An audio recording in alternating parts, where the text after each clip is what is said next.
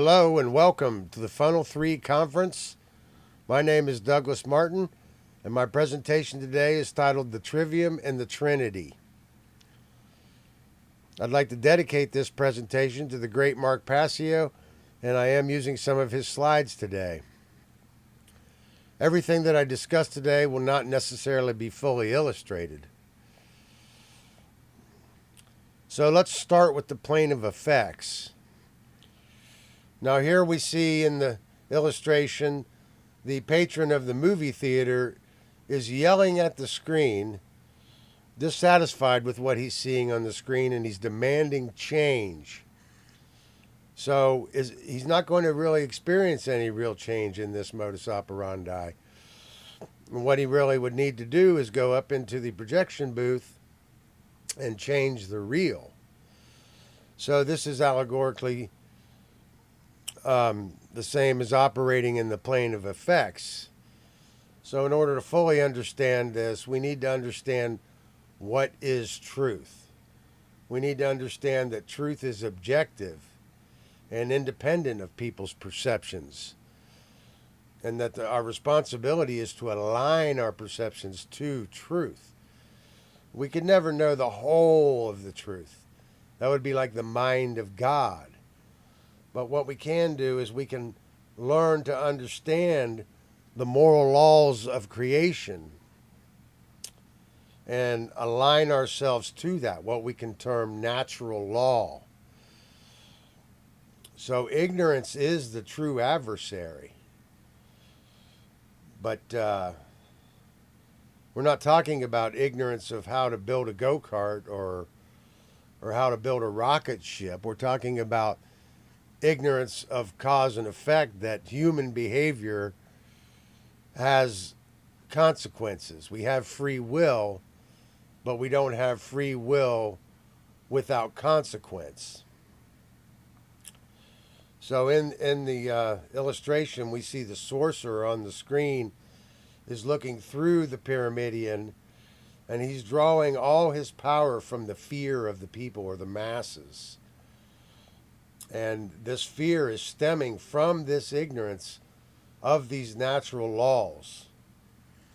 So ignorance is the adversary, and it is ignorance of natural law that is the true adversary. This is what we're trying to learn and understand today. And man wanting to be the arbiter of truth and refuse to learn these natural laws, or refusal to learn these laws, is the biggest part of the problem that we all face.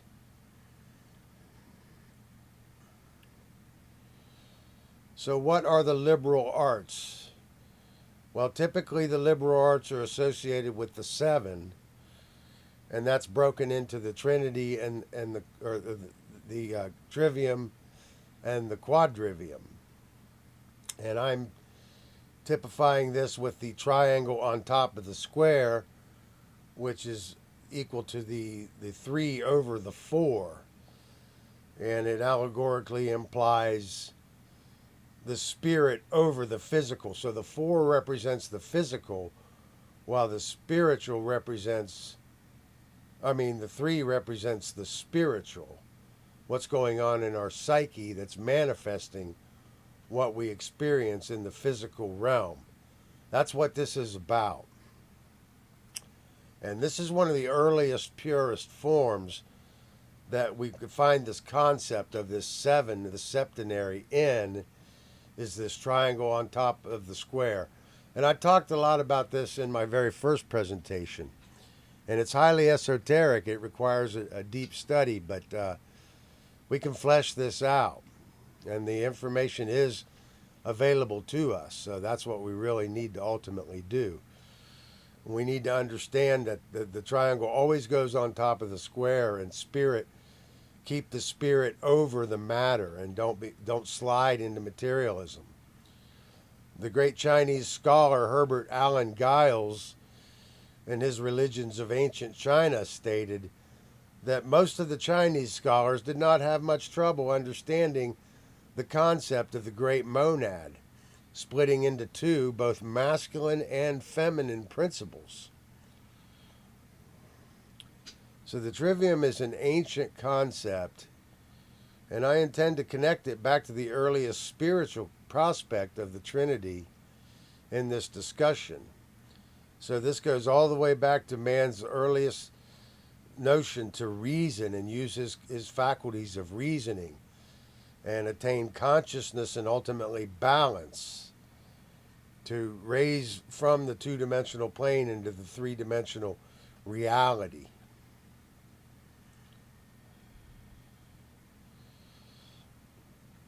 Now here on the left, we see Euclid's 47th proposition. Now I want to talk about that for a minute because this is part of the ancient mystery schools. It comes out of the ancient mystery schools. Now the first thing that I want to point or direct us toward is the number 47. What is the significance of the 47? The significance of the 47 is about the solar cycle. And the solar phase of Egyptian science is the current phase that we're in. So if I use the term solar cult, that's what I'm talking about. It's the latest phase of the evolution of the Egyptian sciences. And I would tell you that Euclid's 47th proposition comes out of Neoplatonism, which is in fact, even though it's basically prehistory, is very late in the game of human evolution. And we need to keep that in mind because this science continues to unfold. And the conventionalism of more complex forms are part of the evolution. However, they have obscured the more pure forms, the more basic forms. And it is the basic forms that we need to get back to understand not only what had been lost in Egypt, but how to maintain temperance and adherence to the principles, because the principles are in the earlier pure forms, which are known as the lesser mysteries, and then the later forms known as the greater mysteries. The lesser mysteries are contained in the 7, and then the greater mysteries became the 10, ultimately went into the 12. And that's more advanced. We're not going to get fully into that today, but just keep that in mind because it's very important. So what is the significance of this 47? It's about the solar cycle and its journey from the Tropic of Cancer, which is summer solstice in the north, all the way down to the Tropic of Capricorn, which is winter solstice in the south. And the significance is it's 23.5 degrees from the equator to the Tropic of Cancer in the north, and 23.5 degrees from the equator to the Tropic of Capricorn in the south. It's a very significant number. And the 3 is a very significant number, and it represents our earliest concept of the triune concept. It's the earliest. The three is a sacred number, as I've stated in the past. The early number, or the numbers, and the odd numbers always represent the spiritual, and in the even numbers they correspond to the physical. So you want to keep that in mind. So we have the 3 over the 4, the spiritual over the physical, spirit over matter. Now on the right there, I'm showing the dog because I wanted to show you that sign language. Because see, most of these concepts predate modern languages. And that's part of the reason that they've been obscured and ultimately lost. But see, they are recoverable now. So we don't have nescience anymore. Now it's possible that we can aggregate enough information to really understand the Egyptian expression and then ultimately flesh out the Egyptian science. And a big part of the Egyptian science is about form. So notice that the puppy dog on the right, the head is triangular shaped. And that shape represents the 3. And then with the 4 legs touching the physical earth, That's the correspondence to the four and the as a representation of the physical world. So you see the three, the spirit in the head or the psyche goes on top of the four. And this is form. It's part of understanding sign language. You really want to take this to heart and understand this because all of the mysteries are still recoverable, but they're written in sign language in Egypt. So, the shape of the temples is just as important as the dimensions and the quantifications. So we need to understand form because that's not only how the Egyptians expressed, but it's actually how the universe expresses itself. This is what we call the language of the birds, is being able to read into this form. It's very important to understand.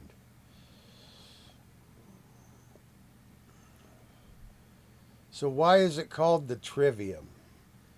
Well, as I stated, it's dealing with the earliest concept of the triune concept.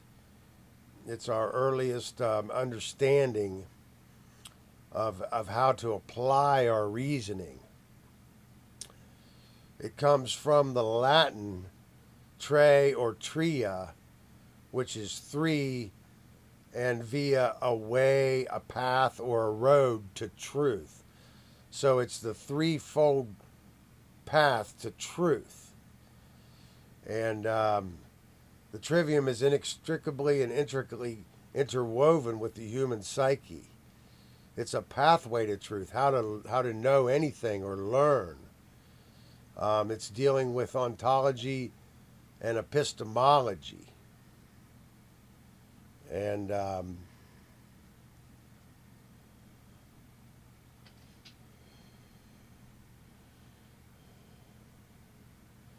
quadrivium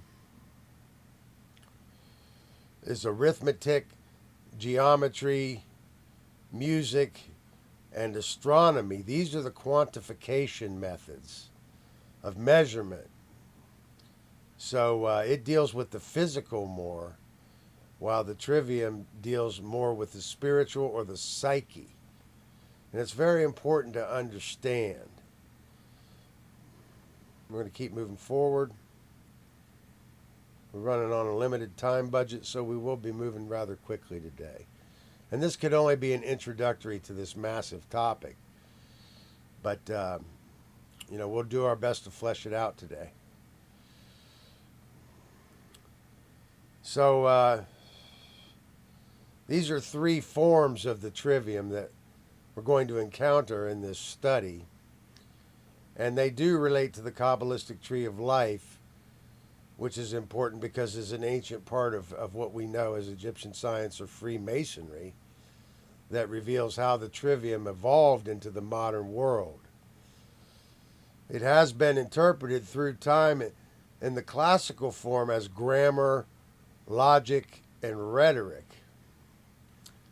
And in the esoteric form, that's the equivalent of knowledge, understanding, and wisdom. And in the modern form, input, processing, and output. That sounds familiar, doesn't it? And the order of these steps is very important. If you take them out of order, then the process is essentially compromised or even destroyed. But just keep it in mind that these steps are very important to keep these in order. But we'll talk about that a little bit later on. But it helps us discover, the trivium helps us and is essential to helping us to discover the why. And without the why, there can be no answer. We'll keep moving forward. So, the trivium in the input stage, which is the modern form of the trivium, also corresponding to grammar and knowledge, is the gathering of data from an eclectic array of sources without prejudging it. And it answers the who, the what, the where, and the when. It's raw data. But if we don't gather enough data from enough eclectic sources, then we haven't completed our grammar stage.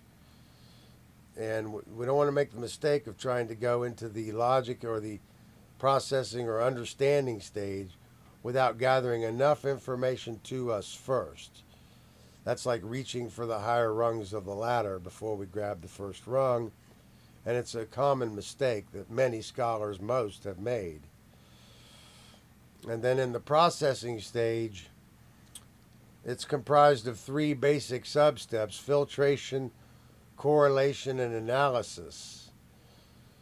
And the quadrivium can be largely utilized in this stage. And this enables us to learn the why. What is the reason, the meaning, or the purpose? And then in the output stage, that represents the action stage, corresponding to rhetoric or wisdom. Speech and action based upon the knowledge that one has gathered and understands. This is how knowledge and understanding are propagated so that a real positive change can be created. So we want to keep that in mind. I'm going to keep moving forward. So the trivium is the threefold path to truth, and it's directly related to the five senses. So this also kind of corresponds to the 47th proposition of Euclid, but that's more advanced. We're not going to get fully into that today. But the trivium is empowerment. It's improvement of the mind. It's, instead of giving him the fish dinner, we're giving him the ability to fish. This is how we learn to discover truth. It's a pathway to truth. How to distill or filter out impurities. How to distill or filter out impurities and weed them out, or avoid taking them in, to know truth from falsehood. From the Latin tre or tria, three, via the way, path, road, the threefold path to truth. But, and I already said, but understanding that it is Egyptian science means understanding that everything posterior to even Babylon certainly contains Western conventionalism. And the conventionalism, while it constitutes the evolution, it constitutes more complex forms, and we've lost the meaning of the basic forms. So this is part of how we've strayed from principles. It's very important to understand. So the trivium in its modern form is input, processing, and output information. The 3-in-1 concepts helps us to learn and know anything, how to answer the why. Now this corresponds to this triune brain concept. And there's a lot more to this, but we're just going to basically touch on it here. And the image on the left, that represents the left brain. In the red area, that's the left brain. That's the processing center. So the logic comes in, or the information comes in through the right brain. And these colors correspond to that. So the blue is the color of reception. And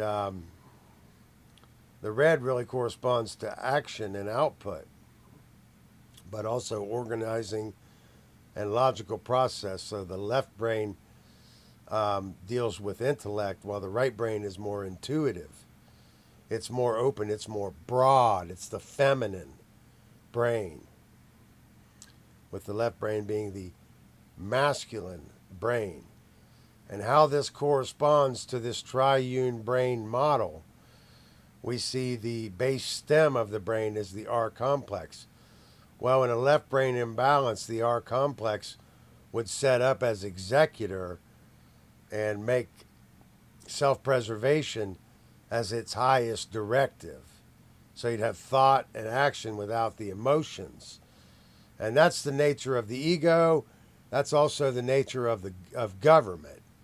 It corresponds directly to government.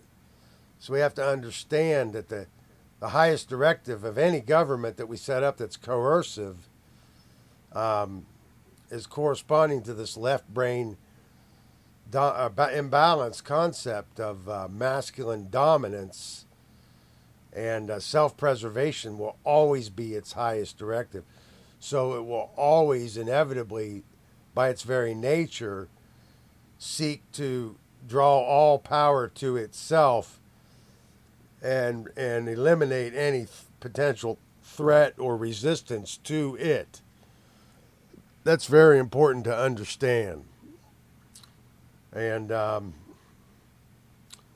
this is actually corresponding to the Trivium in the sense that you have the Father, Son, and the Holy Spirit in the modern form of the Trinity corresponds to this triune brain with the R complex representing the action, and then the mammal emotional brain, limbic middle brain, corresponding to the emotion, and so, and then the frontal neocortex corresponding to the higher order thinking, where the evolution occurs. This is the gray matter. It's the newest part of the brain, but this is directly connected to understanding the Trinity, and more importantly, the Trivium method, because if we don't get this understood correctly and have the whole 3-in-1 concept, then we could end up in an intellectual imbalance, which is a left brain imbalance, or an intuitive imbalance, which is a right brain imbalance. And there's a lot more to this, but I've talked about some of it in my earlier work. And it's very important to understand. We definitely cannot understand the triune brain without understanding the reptile, the mammalian, and the human brain, which is the frontal neocortex. And the key is to bring these polarized hemispheres into a balance, and that's actually what causes the evolution to occur. And it's what allows us to take right action in the world, which we can call the divine spirit, or the Holy Spirit, or the Son of God. The Son of God is a metaphor of right action in the world. It's very important to understand. And there's a lot more to it, but we're going to keep moving fast today for time's sake. So the Trivium is very much like a computer. And this is the modern form that we call input, processing, output. And we can see how important it is to keep these steps in order. So a lot of people are very confused in regard to what is human nature. Some would say human nature is inherently good, or human nature is inherently bad, or that some are born masters and some are born slaves, and certain master classes have the right even to rule over the slave classes. And this is part of this confusion, not understanding this Trivium. So we have to understand that this human nature, the allegory of Eve convincing Adam to take a bite of the apple is not about you're not of the tree of knowledge of good and evil. It's not about that you're not supposed to know anything. It's about that we're not the arbiters of truth. So the biting of the apple is not about knowing or knowing the difference between good and evil. That's what we have a responsibility to do. But the biting of the apple is actually refusing to learn the difference between right and wrong, and then rejecting the natural laws of the Creator and wanting to be the arbiter of truth. And this triune concept, it corresponds in the evolution of Egyptian mythos to the early stellar cult, and then the later lunar, followed by the solar cult. So the three phases of the Egyptian mythos correspond to this. And that's part of understanding how this was understood even in the earliest phase. And it's very important to understand why they were kept in the order that they were kept in, and why they didn't go into annual cycles until the pyramids were built as a contingency, because they understood the dangers. And that was about putting a finer point on time, among other things, but that's important to understand. That's a lot more advanced stuff. We're not going to get into that today. But the human nature is that humans are programmable like a computer.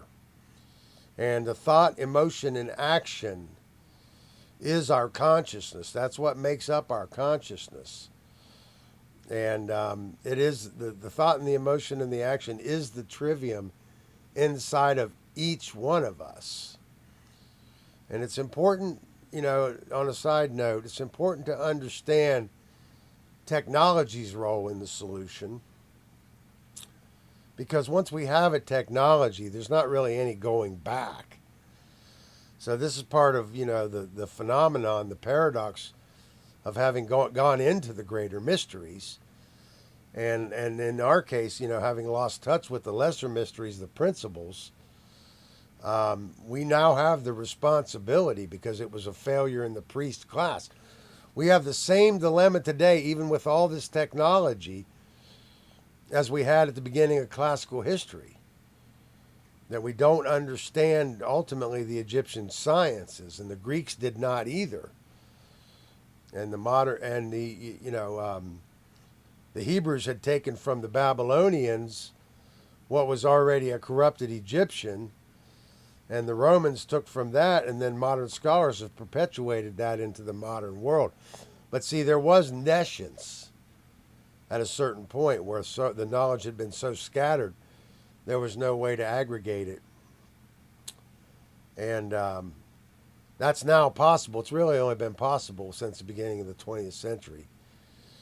But it is now possible, and technology is playing a role in that, including literature. But, literature is also claimed the Most High, so we want to keep that in mind.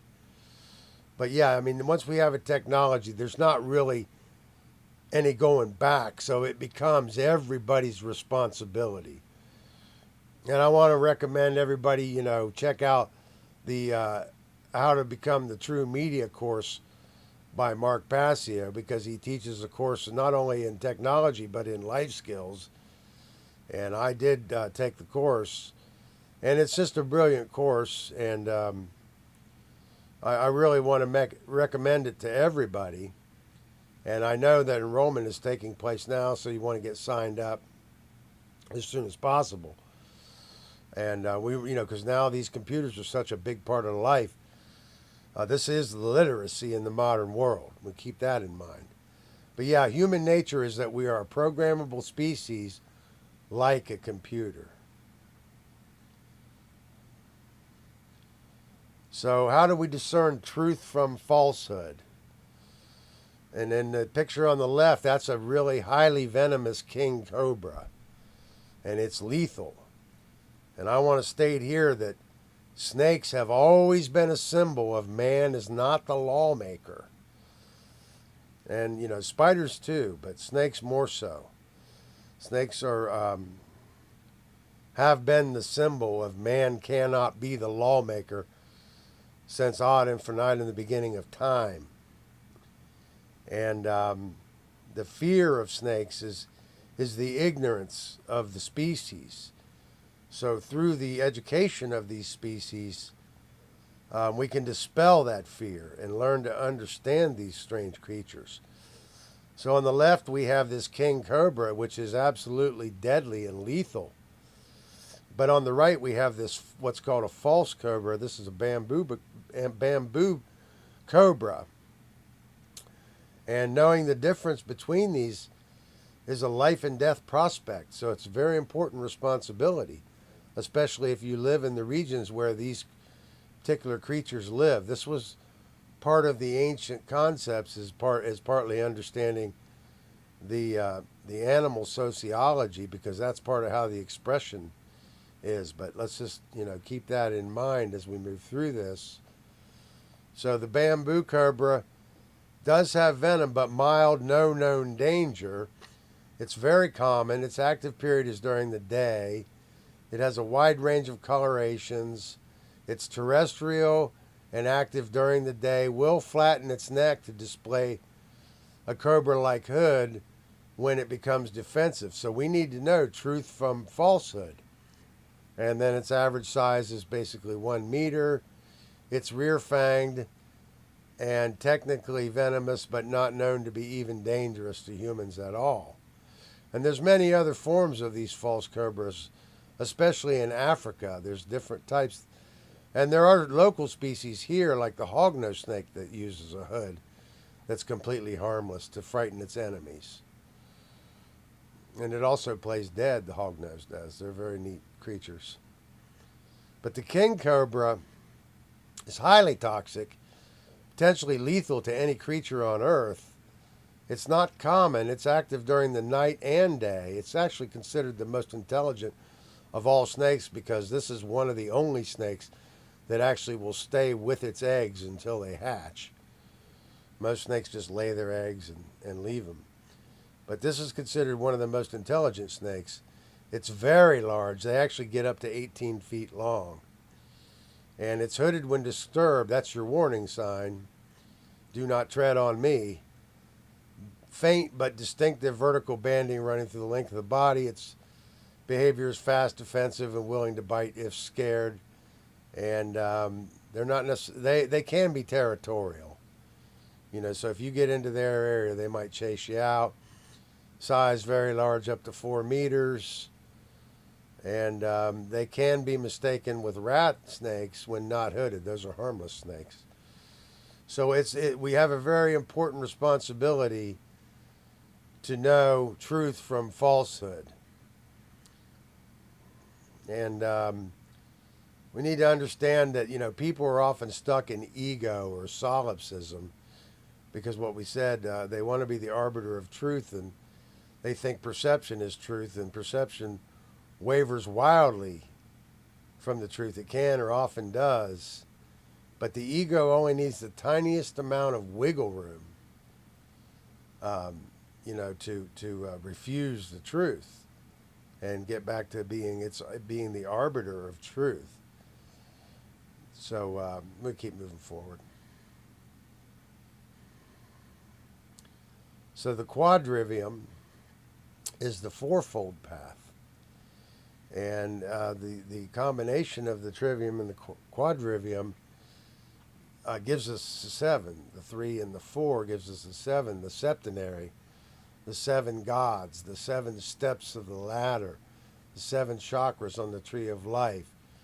The Great Pyramid is in the 7. That's the ritual in stone of Horus and all his doctrines. Ursa Minor, which is where it was stored, which is what the pyramid actually is, the ritual in stone of the 7, and Horus and all his doctrines, stored in Ursa Minor when it moved from the south into the north. But yeah, so that's, more advanced material. We're not going to go into that today. But this quadrivium, it represents this fourfold path. So let's talk a little bit about that. It deals with the physical realm, how to quantify things, measurements, things like that. The physical sciences, if you will. So the quadrivium is arithmetic, geometry, music, and astronomy, which is interesting. And we know a lot of schools are trying to eliminate the music from the curriculum, and I would tell you that would be a dire mistake, because without understanding the sciences of the music, we're never going to understand the Egyptian sciences and the full significances of the 7 and the 8, with the 8 being the 1. And it's very important to understand. But, obviously these are the physical sciences, and the sacred geometry is key to understanding the unfoldment of truth discovery, the unfoldment of the evolution of human knowledge and the human story, because it's archetypally unfolding. This is the way it all packs neatly back into the most basic archetypes, because it was an unfoldment. And this quadrivium, remember, it deals with the physical sciences, but it's the fourfold path to truth. And both trivium and quadrivium, they work in conjunction or in tandem with our 5 senses. So that's where we're getting the 3, the 4, and the 5. Very important to understand. So arithmetic and the earth, air, fire, or the air, earth, water, fire, and then ultimately ether or spirit model, which is the 5. It's very important to understand. These are elemental powers, and this is part of understanding the earliest Egyptian sciences, is understanding that model of the air, earth, water, and fire. And then we have the corresponding symbols that go with those, shown, depicted in this table. So the arithmetic is the study of quantity involving the combination of numbers through addition, subtraction, multiplication, and division, pure construct, and abstraction.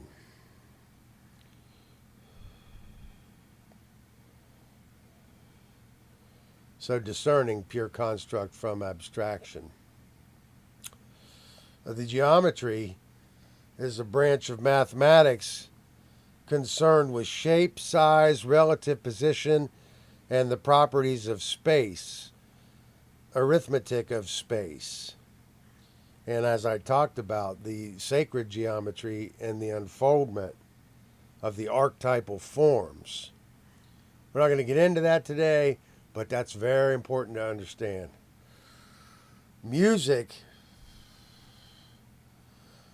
is an art form which employs vibration, rhythm, dynamics, and interplay between sound and science and its mediums for expression.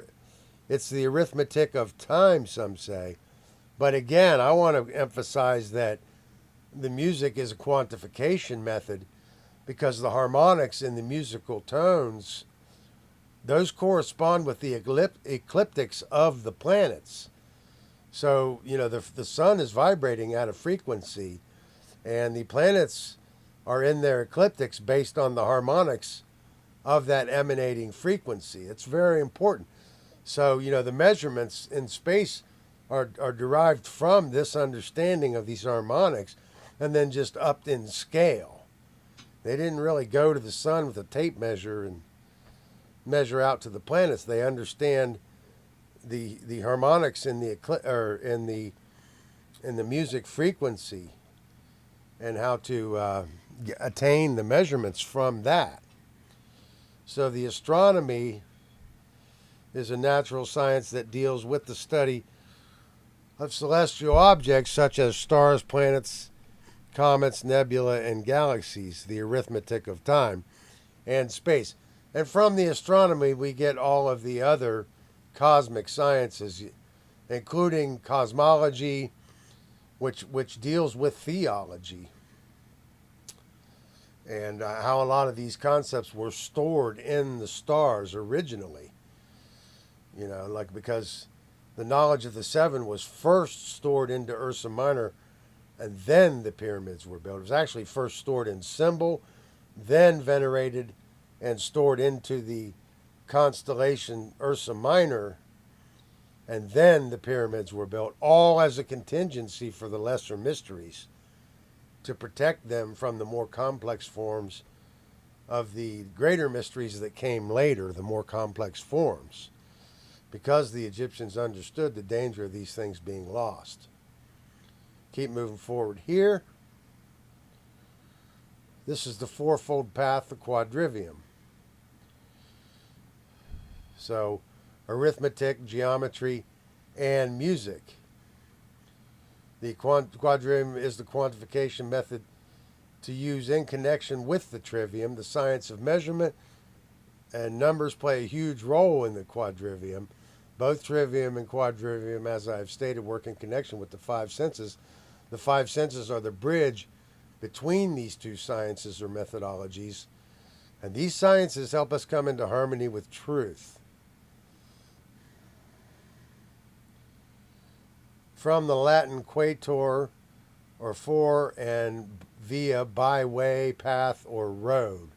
So it's the fourfold path to truth. Now we're going to talk about initiation. What is initiation? Initiation is learning how to weed out the impurities and stop lying to yourself. Stop lying, especially to yourself. Stop dreaming. Stop believing in erroneous ideas, because when I use the term religion, that's typically what I'm talking about, is just erroneous thinking. For instance, people believe in man's law and the religion of authority. So we're not just talking about the cultural religions. We're talking about erroneous belief systems that people are clinging to with a religious fervor, and how that constitutes ignorance. So we need to stop dreaming, stop being in cognitive dissonance, which is holding two contradictory thoughts at the same time. That's part of that. We need to learn how to think. And our modern indoctrination systems don't teach us how to think. They teach us what to think. They try to give you the fish dinner. They don't teach you how to fish. So we have to have this trivium and quadrivium to understand even how to think, how to discover truth, how to learn and know anything. And I'm thinking of the anecdote when Julius Caesar discovers one of the centurions trying to teach the trivium to one of the slaves, and he scolds him like, don't you dare give him our method of learning, because if the slaves ever learn the way we think, then they'll never want to be slaves, or they won't be our slaves anymore. And he threatened actually to ostracize him off to Gaul, which was, modern day France, that region, where, which was outside of the boundary of the Roman Empire, where the Romans' adversaries resided at that time. So it's very important. And, he scolded the centurion, and it's a pretty interesting anecdote, I wanted to say something else about it. But yeah, he understood, if one slave stands up, they all might stand up. And then we won't be able to be gods on earth anymore and expand his dream of the Roman Empire. So we need to learn to live in the present moment. And this trivium and this quadrivium is key to understanding this. And it's also key to activating the physical body. So these methods they're ancient, but they've always been essential. And they come out of the most ancient mystery schools. Now here on the right, in the image, that's the first degree trestle board or tracing board of Freemasonry, and that in itself is an encyclopedia of knowledge. It's all in the form, like I was talking about. So in order to read that encyclopedia, that magic carpet, it is our magic carpet, we need to learn the trivium method, because it's directly related to this. You see the three pillars. But this is what the initiation is: to stop lying to yourself, stop dreaming, learn how to think, live in the present moment, and activate the physical body. So I'm going to keep moving forward here. Now, this is the original Trinity, and we may be surprised by this. The truth is always more surprising than what we might think, and sometimes it's stranger than fiction. But this shows how the two-dimensional plane is raised by finding the middle point, the equilibrium. That's the idea of bringing both hemispheres of the brain model into balance, both masculine and feminine, to return to the great spirit or the great monad and bring those into unity. So here we see in the polarization Horus on the left and Sut on the right, we find the equilibrium, and then Shu raises the horizon, the Horus zone, and then to the three-dimensional reality, to be upright raised, to reach cosmic adulthood and stop lying to ourselves, stop dreaming, full enlightenment, and be prepared to live and survive in the world because we understand how the world works. And this predates even the five, which is Osiris in the stellar phase. But we're not going to get into that today. But I want to suggest that the Shu, the SHU, represents Sut, which is south of the god of the South Pole, and Horus, which is god of the North Pole, and then Shu equating to the equator, but also Shu, it represents Sut, Horus, and you, raised into the three-dimensional reality. It's a lot more to this stuff. That's what you got to understand. And I'm just trying to expedite this. But this is what I would tell you is the earliest Trinity, and the modern form of this Trinity is the Father, Son, and if we call it the Holy Ghost, well, then it's an anachronism. So the Holy Spirit is about willpower. And we want to understand that we have free will, but we don't have free will without consequences. So keep moving forward here. This is a pretty advanced slide, but just keep this in mind. We'll talk a little bit more about it as we get to the end of this.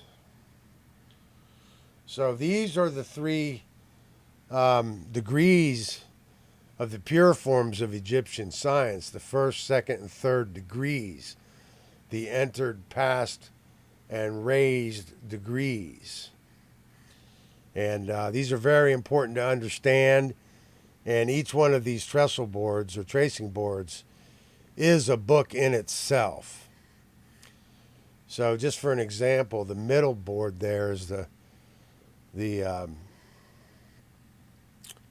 past degree, the second degree, the middle chamber, and you see the imagery above the physical world, which is represented by the waterfall and the nature scene there. That's the physical world, and the board above that represents the model of the human psyche, with the left pillar corresponding to the left brain, the masculine, solar, and the right pillar corresponding to the right brain, feminine, lunar pillar. And there's a lot more to this, but you can see how ancient it is, and you can see how relevant it is as you start to flesh out this symbolism, start to learn and understand that these are all very, very important to understanding the purest forms of this trivium and how ancient, how far back it actually goes, coming out of the most ancient mystery schools in Egypt. We keep moving forward here. Well, I want to say that many believe the trivium's origin may be lost to antiquity, but in regard to the human story, the trivium can be traced all the way back to the earliest totemic sociology.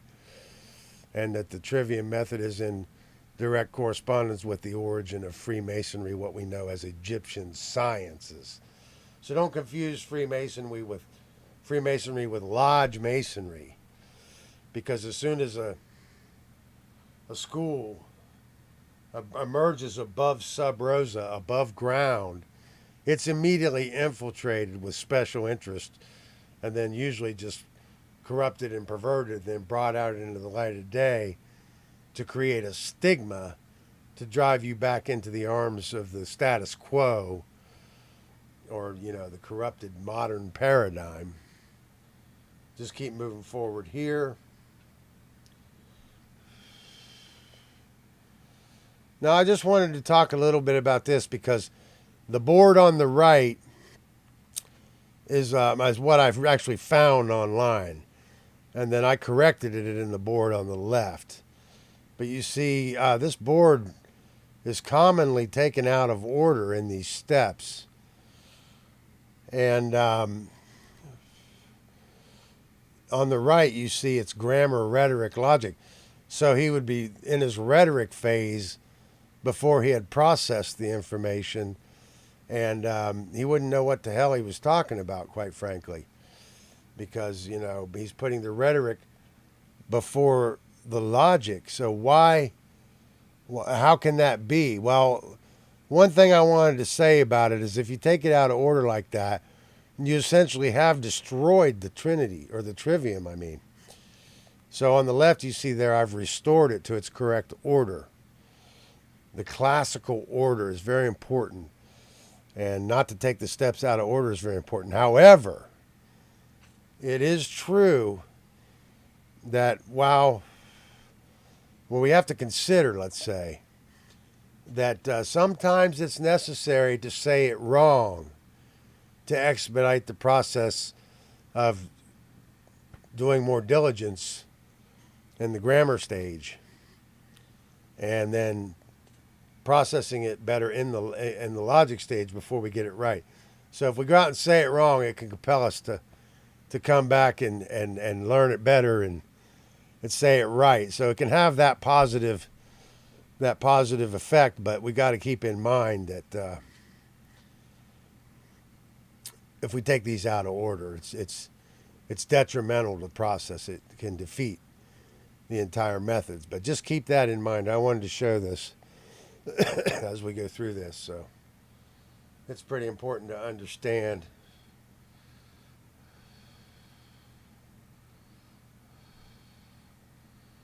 So what are the truth discovery methods? I don't have slides for everything to fully illustrate it, but I want to mention apophasis because it's one of the most important ones. It's called apophasis, and apophasis is affirmation through negation, by way of negation. So we can discover what something is by discovering what something is not. And for instance, if you ask people what is a right, what is a human right, and where does it come from, most people can't give you the correct answer. So only through apophasis can we really discover what a right is, because our rights are infinite. And they don't come from man or governments. They're not ordained or established by governments or man. So only by apophasis can we discover what a right is. And we can understand what a right is not, because our rights are infinite. We can understand it through this apophatic method, which is affirmation through negation. And as an example,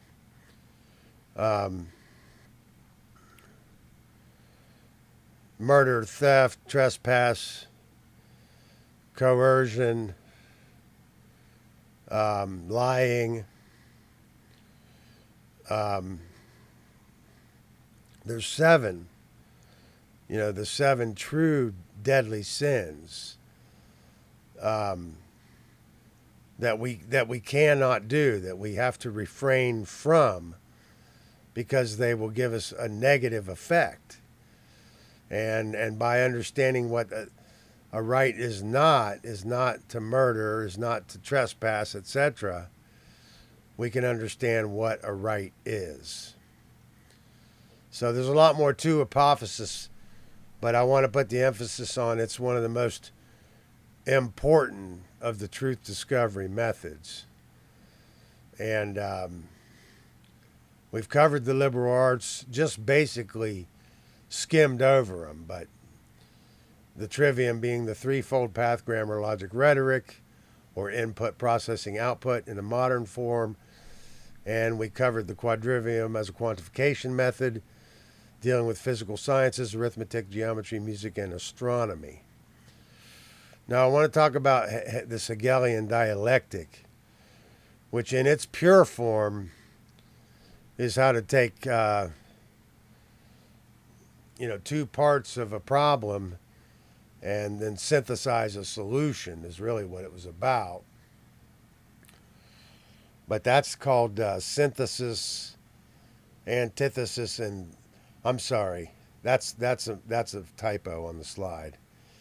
It's thesis, antithesis, and synthesis, which corresponds to knowledge, understanding, and wisdom, as you can see. So the real Hegelian dialectic is thesis, antithesis, and then synthesis. But in the negative form, we know it as problem, reaction, solution. Create a problem, wait for the outcry for government to step in, and then government steps in with a predetermined solution. This is also known as polarization dialectics or a controlled opposition. And this is the typical modus operandi of government, because government's first directive is self-preservation, and in order for it to forward draconian policy while still trying to keep the moral high ground, wrap it in quotes, it's going to use this type of a deception, and the idea of democracy, which is mob rule by the most ignorant, to bolster its claim. And then to really fully utilize and understand this Hegelian dialectic, we really need to understand logical fallacies. And I'll just try to give you a few examples of these logical fallacies. But it's very important to understand. Now, what you really would want to do is you want to put a study into that. But understand that these logical fallacies and studying them is an important part of understanding the positive and the negative uses of the Hegelian dialectic. But for example, here's an example of some logical fallacies just off the top of my head. Something like, it's the idea that you only have two choices. It's related to that. It's a controlled opposition in that way. So like if they might say something like, or it might sound something like, if it's being censored, then it has to be true. See, that's a logical fallacy, because that doesn't absolutely mean that the other obvious choice is true just because they're censoring something. That's a logical fallacy that's being used right now in a lot of these modern psyops. We got to understand that. So I'm going to have to pause it right here.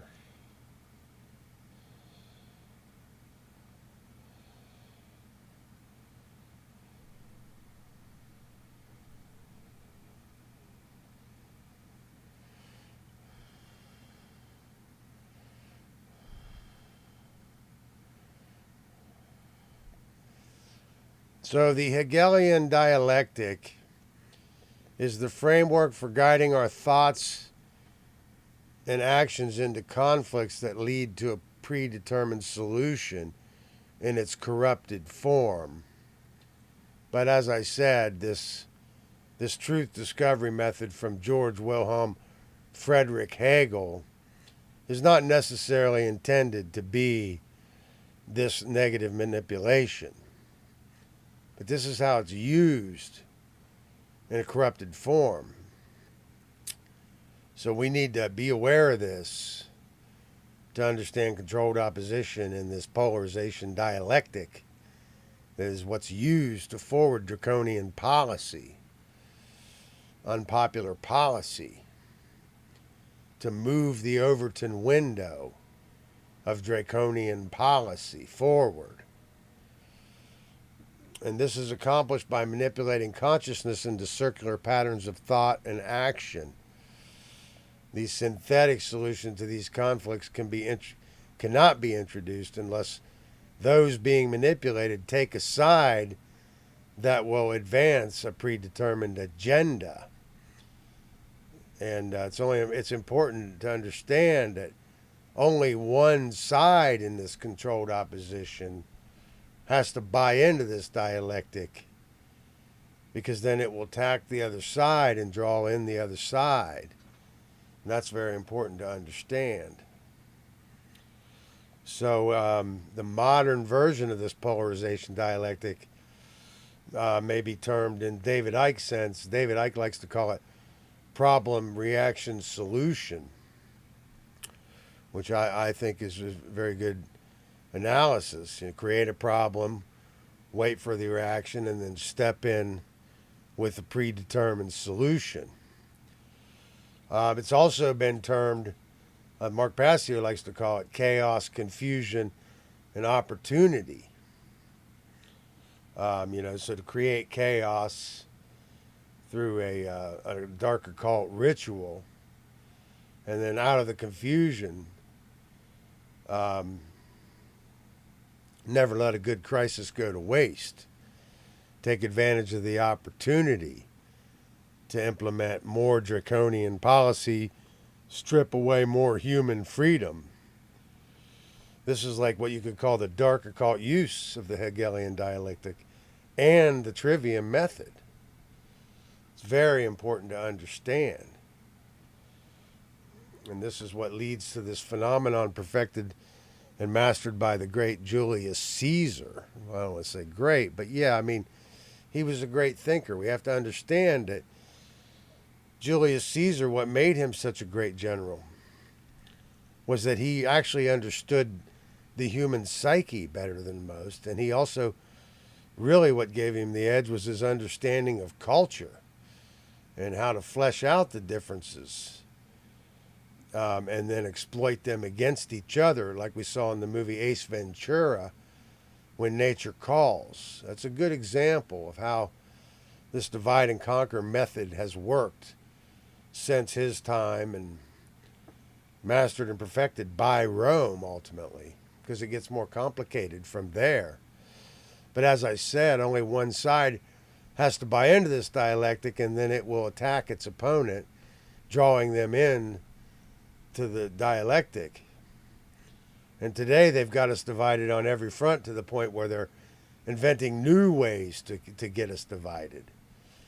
But, some of the classical ways, or the typical ways that we can expect, is, young versus old, black versus white, race issues, rich versus poor. But the ultimate divide would be the man versus the woman, the masculine versus the feminine. And there's a lot to that, because that's what prevents the chemical wedding of bringing both the hemispheres of the brain into harmony, into unison, to create access this frontal neocortex where the evolution or the higher order thinking occurs. It's very important to understand.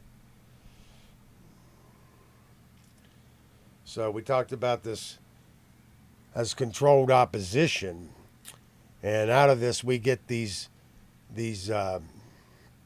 political cults, or these political dichotomies of You Republican versus Democrat, communism versus socialism. I mean, communism versus capitalism, or socialism versus fascism. But we have to understand that all forms of coercive government are really forms of socialism, even, capitalism or fascism, because ultimately it's about man being the arbiter of truth, man being the arbiter of law, and then making a claim to all property, because all rights are, in fact, property rights. So we really need to understand property.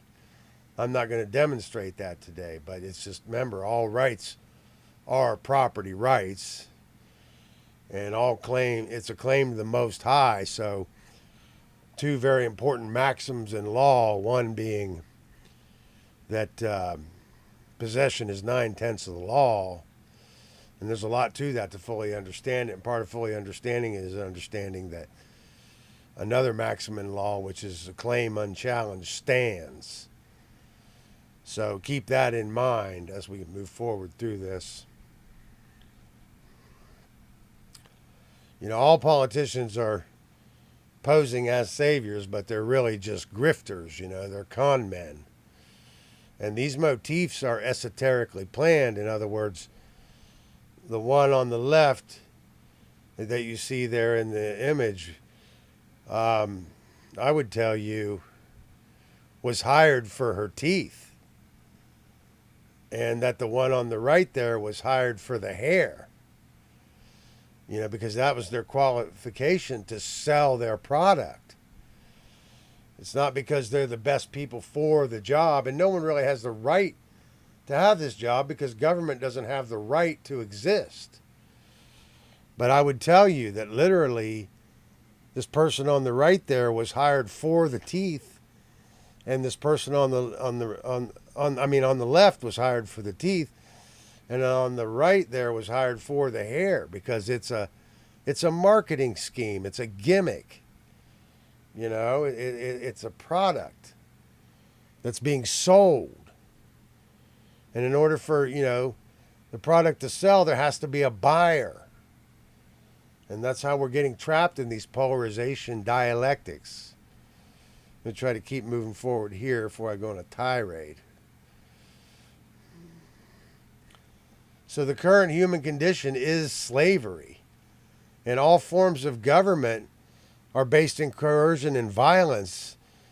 And that is slavery. We need to understand that government is a euphemism for slavery. And these are just forms of coercive control. And control stems out of fear.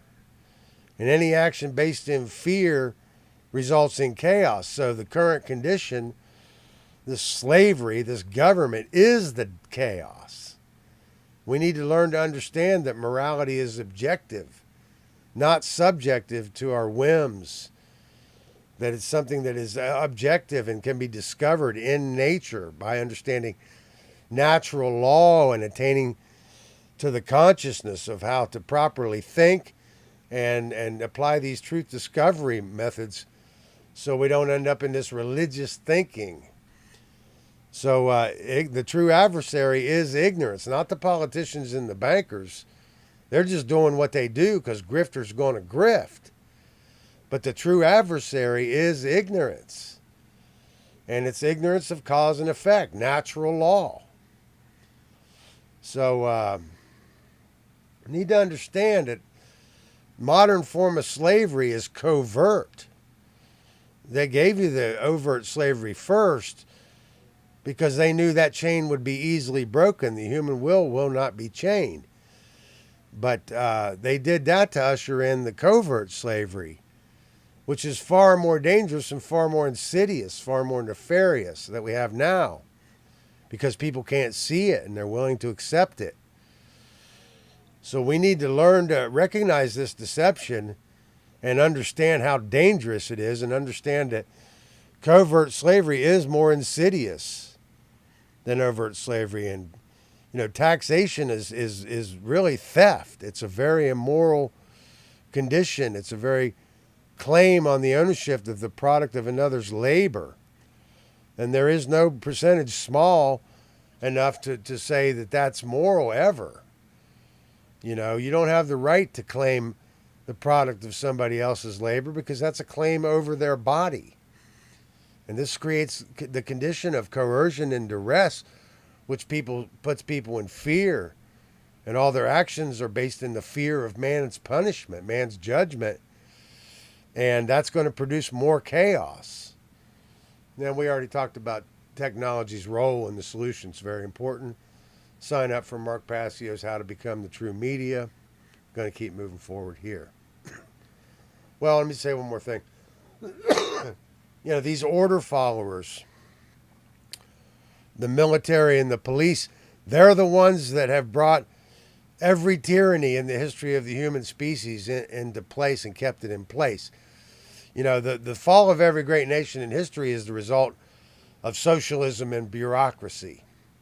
But as I said, socialism means any form of coercive government, that man cannot be the lawmaker. The best that we're going to do is discover and understand these laws in nature and then harmonize our actions with them. And these military and these police are the ones that are enforcing and imposing man's law, man's edicts onto us through coercion and violence and keeping the population. So, you know, virtue has been redefined as that which leads to a stronger state in the Machiavellianism. We need to understand the danger of raison d'etat, which is by reason of the state.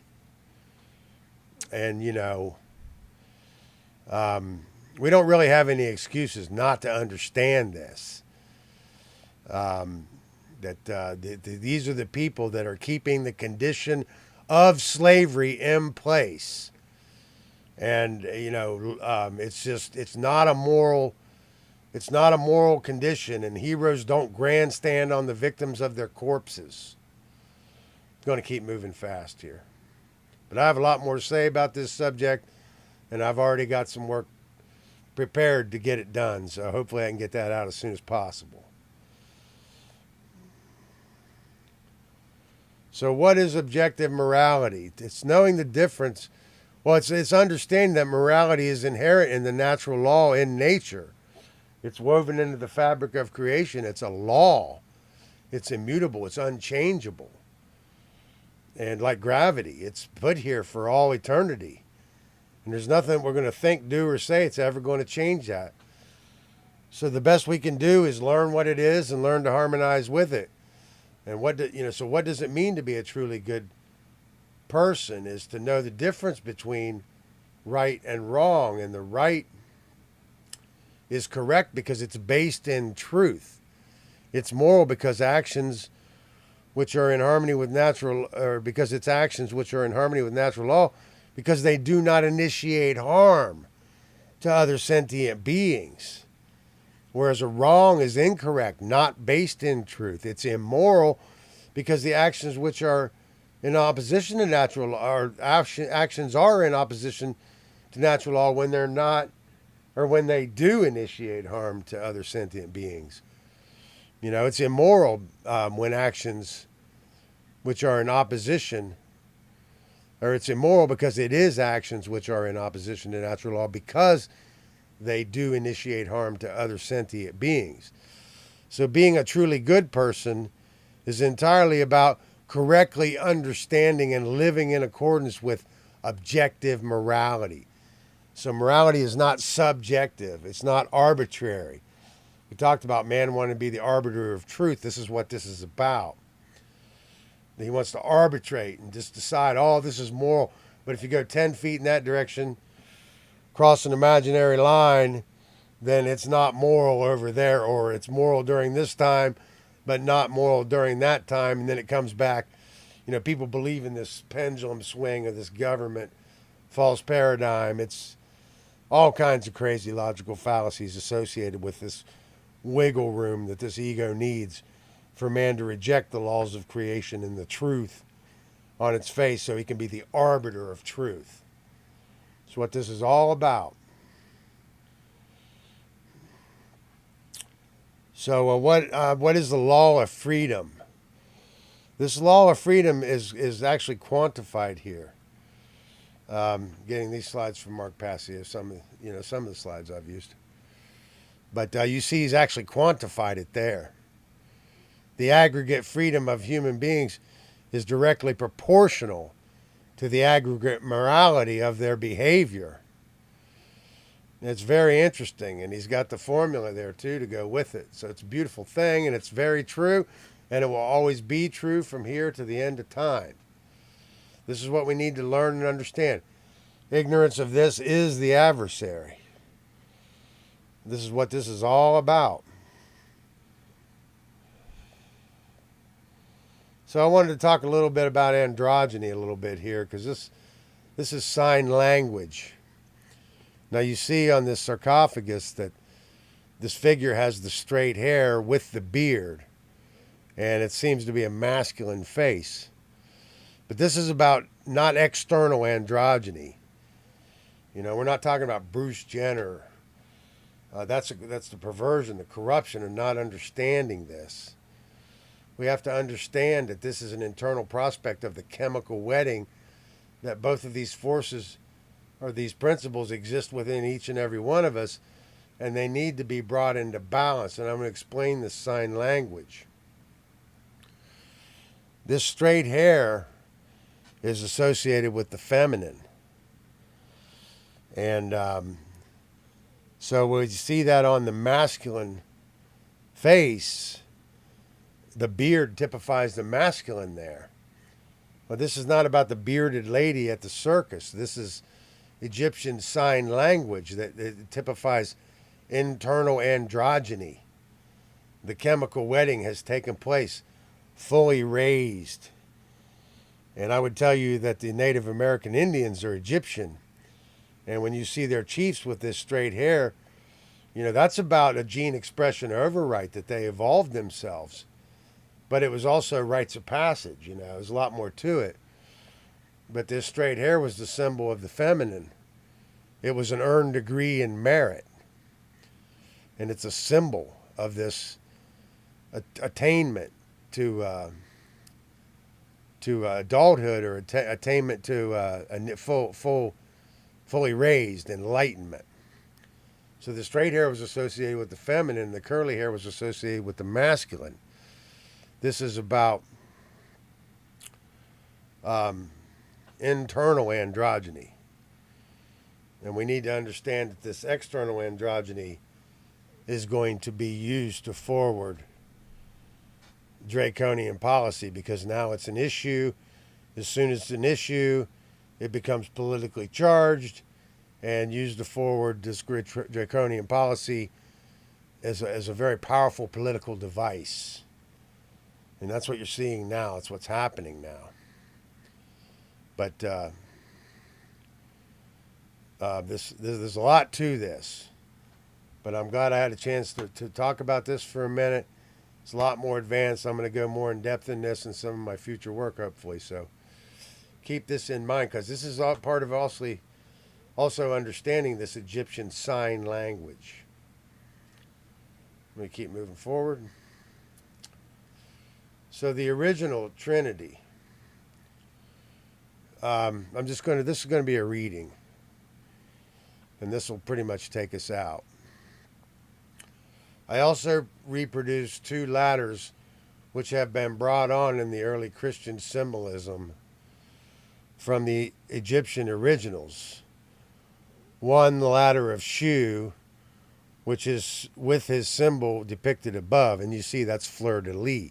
So fleur-de-lis is Trinity, one of the early symbols of Trinity, and it goes all the way back to the earliest Egyptian mythos, or the earliest Egyptian sciences. This fleur-de-lis.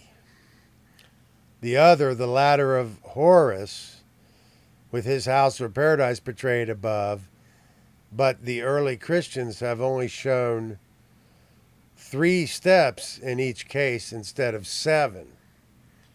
And in their portrayal of paradise, or the house of Horus, they have depicted a six-pointed star instead of the Egyptian five, which, as I stated, was also directly corresponding to Osiris. There's a lot more to all that.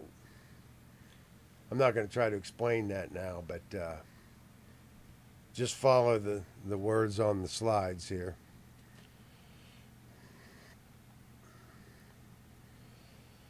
The five-pointed star was a symbol of the house of Horus or paradise. The original six-pointed star of the Egyptians represented the six glorious ones, or the six primary powers uranographically, represented by the constellation of Ursa Minor or Little Bear, the stars that never set, seen from Old Egypt, with Horus as the seventh, and the portrayal originated during the stellar cult, or the stellar phase of the Egyptian mythos. The Christians have put one too many points to the star and left out the central dot, which represented Horus as the seventh and greatest one. A later representation was the seven stars as the seven powers, and Horus was added as the eighth by the dot in the center. Horus was the teacher of the lesser mysteries in his first advent. That is the stellar cult. And the teacher of the greater mysteries in his second advent. That is the solar cult.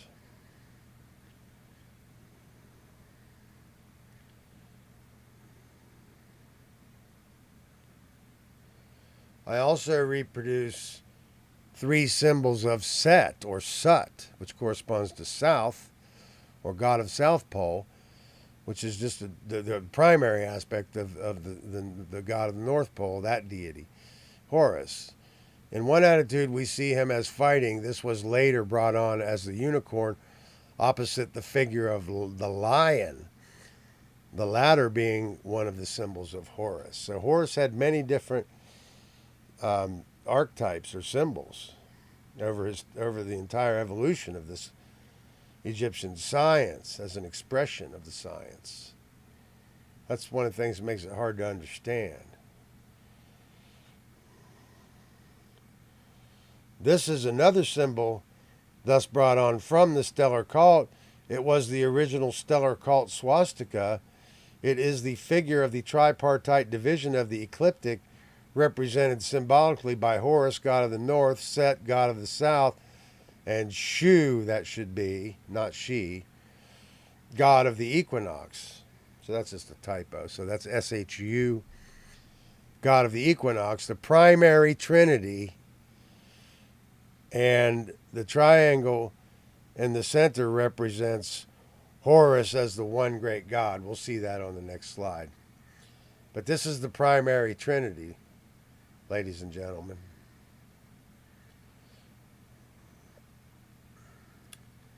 The original, as perceived, has been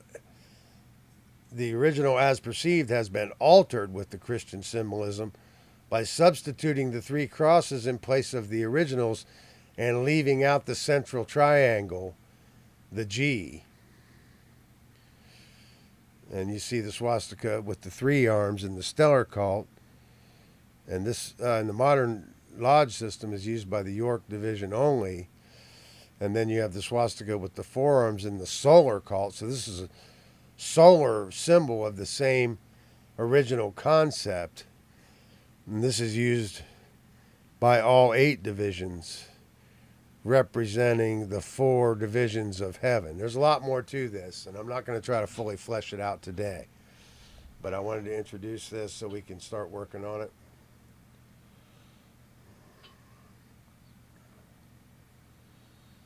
Mr. Harold Bailey has done a great service in producing some of these figures.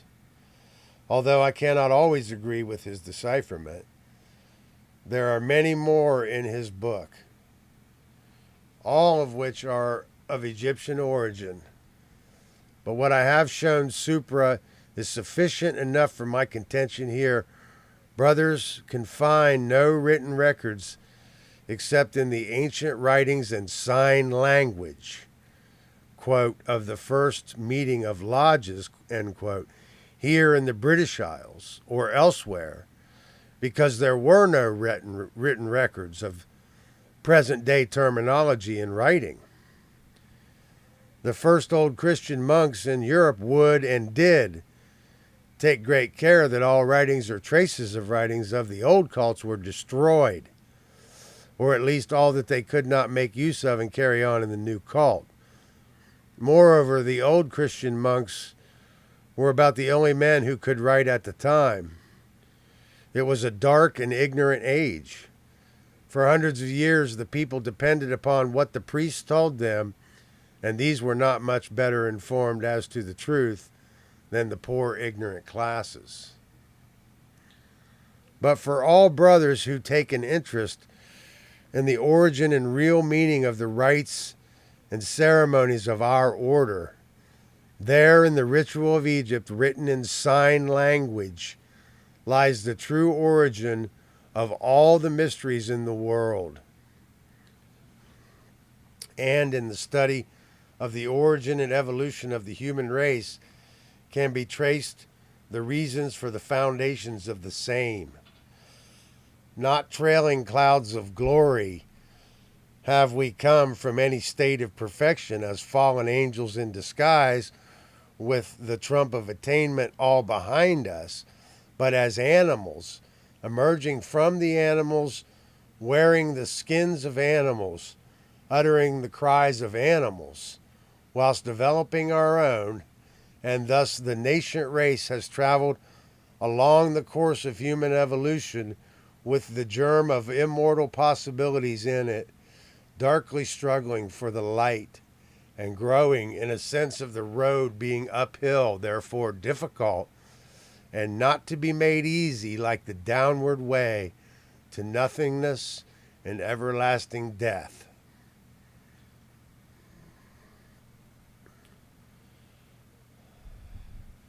So what we really need is worldview healing.